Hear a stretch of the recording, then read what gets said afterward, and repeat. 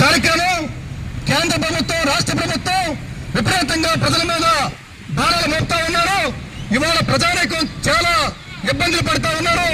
ఈ నేపథ్యంలో అనివార్య పరిస్థితుల్లో ఈ రాష్ట్రాల కార్యక్రమాన్ని నిర్వహిస్తా ఉన్నాం. ఒక 2 నిమిషాల్లో ఈ రాష్ట్రాల కార్యక్రమం ముగుస్తుంది. మరి మోడీ ప్రభుత్వం అధికారులకు వచ్చి ఈ రోజుకి 12 సంవత్సరాలు పూర్తయింది. మేము అధికారులకు వస్తే అధిక ధరలు అరికడతాం, పెట్రోల్ డీజిల్ ధరలు అరికడతాం, అలాగే దాంతో పాటుగా నిరుద్యోగ సమస్యని అరికడతాం, విదేశాల్లో డబ్బులు తీసుకొస్తామని చెప్పేసి ఎన్నో వాగ్దానాలు చేశారు. కానీ ఈ రోజున 12 సంవత్సరాల అధికారులకు వచ్చి గతంలో ఏ ప్రభుత్వం కూడా 1000 భారాలు ఈ ప్రభుత్వం వస్తా ఉంది. ఈ రోజున పెట్రోల్ ధర 118 రూపాయలు అయ్యింది, డీజిల్ ధర 115 రూపాయలు అయ్యింది, గ్యాస్ బండ్ ధర 1000 రూపాయలు అయ్యింది. ఈ రకంగా అన్ని ధరలు పెరిగిపోవడం వల్ల నిత్యావసర ధరలు పెరిగిపోయి పేద మధ్యతరగతి ప్రజానీకం తీవ్ర ఇబ్బంది పడుతూ ఉన్నారు. కాబట్టి అనివార్య పరిస్థితుల్లో కేంద్ర ప్రభుత్వానికి నిరసన తెలియజేయడం కోసమే ఈ రాష్ట్ర కార్యక్రమాన్ని నిర్వహిస్తా ఉన్నాం. కాబట్టి ఎప్పటికైనా కేంద్ర ప్రభుత్వం పెంచిన ధరల్ని అరికట్టాలని, అలాగే గ్యాస్ ధరలను తగ్గించాలని చెప్పేసి డిమాండ్ చేస్తా ఉన్నాం. లేని పక్షంలో రాబోయే కాలంలో పెద్ద ఎత్తున ఆందోళన ఉధృతం చేస్తామని చెప్పేసి సందర్భంగా హెచ్చరిస్తా ఉన్నాం. 5 రాష్ట్రాల ఎన్నికలు అయిపోయిన తర్వాత 5 సార్లు పెట్రోల్ డీజిల్ ధరలు బాధారు. గ్యాస్ ధర 2 సార్లు, వంట గ్యాస్ 2 సార్లు పెంచారు. అలాగే వాణిజ్య గ్యాస్ అంటే హోటల్స్ లోని ఇతర వాణిజ్యాలకి ఉపయోగించే గ్యాస్ ని 10 దఫాలుగా పెంచారు. ఈ రకంగా ఒక పక్కన యుద్ధాలను ఆపుతానని చెప్పాడు, యుద్ధం సమయంలో భారాలు వేయకుండా చూస్తానని చెప్పాడు. ఇప్పుడేమో మీరు నూనెలు వాడకండి, అలాగే గ్యాస్ వాడకండి, పెట్రోల్ వాడకండి, కట్టెల పొయ్యి వాడండి, అలాగే ఆఖరికి బంగారం కొనకండి అని చెప్పేసి మనకి నీతి సూత్రాలు చెప్తూ మన మీద ఈ భారాలు విధించాడు.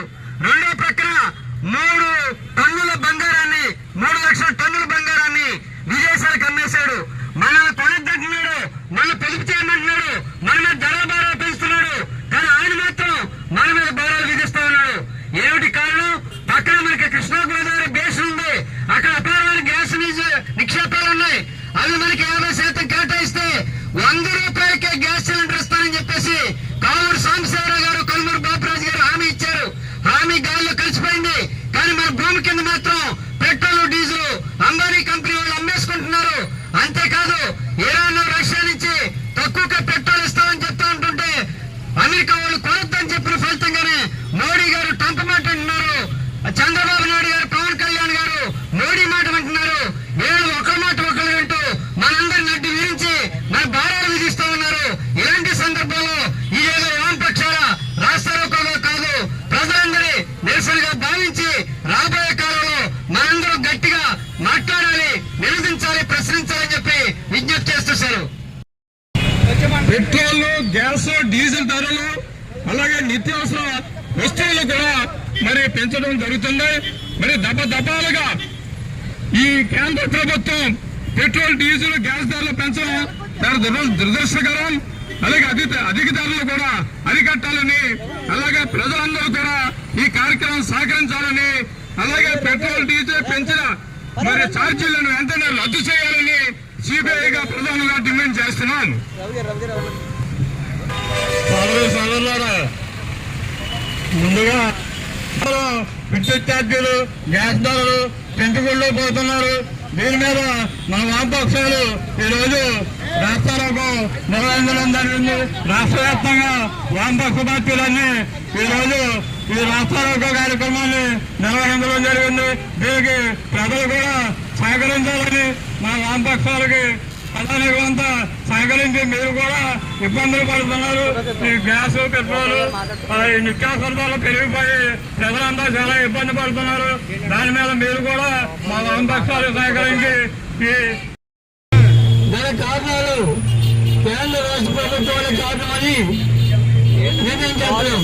ఎందుకంటే ఒక పేద ప్రజలు బతకలేని స్థితిలో ఉండగా అధిక ధరలు పెంచుతూ మేము అందరికి కూడా అందుబాటులో ఉంటాం, మీకు అన్ని ధరలు తగ్గించే యాత్ర చేస్తామని చెప్పి ఈ యొక్క బీజేపీ ప్రభుత్వం ప్రకటనలు చాలాసార్లు చేసింది.